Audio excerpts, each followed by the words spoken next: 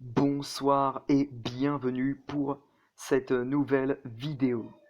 Pour cette nouvelle vidéo, nous allons faire le bilan de l'ouragan Lorenzo qui, vous savez, n'a pas impacté notre pays et qui fut l'ouragan le plus puissant jamais observé sur le nord-est de l'océan Atlantique. Bien, on est parti. Le plus fort ouragan jamais observé sur le nord-est de l'Atlantique a traversé les Açores mercredi dernier, avant de poursuivre sa route vers les îles Britanniques vendredi dernier.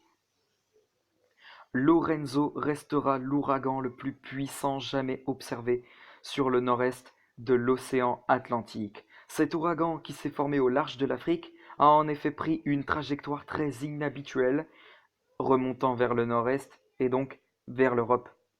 Le 29 septembre, Lorenzo fut classé catégorie 5, ce qui n'était jamais arrivé autant au nord et à l'est sur l'Atlantique.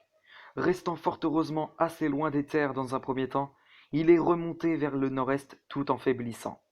Il a touché les Açores mercredi dernier alors qu'il n'était plus qu'un ouragan de catégorie 2. Mercredi dernier, l'ouragan s'est donc abattu sur les Açores, constituant la plus forte tempête depuis 20 ans sur cet archipel portugais constitué de 9 îles. Jusqu'à 163 km/h ont été relevés sur l'île de Corvo, 145 km/h à Fayal et 142 km/h à l'aéroport de Flores. Les zones côtières ont particulièrement souffert, avec des vagues de plus de 15 mètres de hauteur.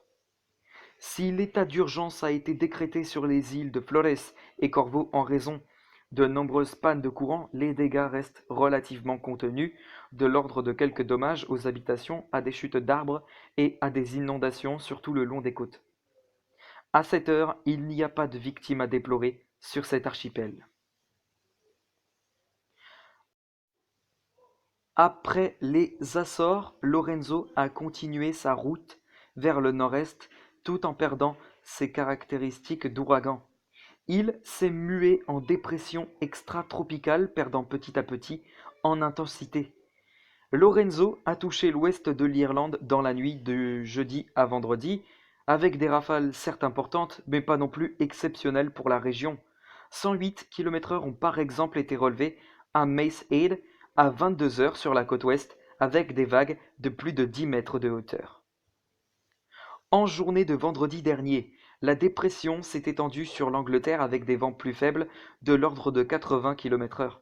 Ces derniers ont toutefois causé la mort d'un homme de 58 ans dans le comté de Staffordshire en raison de la chute d'un arbre. La dépression a ensuite définitivement terminé sa course en début de nuit sur les côtes de la Manche, avec quelques rafales autour de 70 km/h entre la Normandie et la côte d'Opale, et une mer toujours agitée. Et bien voilà ce qui conclut ce bilan de l'ouragan Lorenzo. J'espère qu'il vous aura plu. Et puis je vous retrouve demain pour une prochaine vidéo. À demain.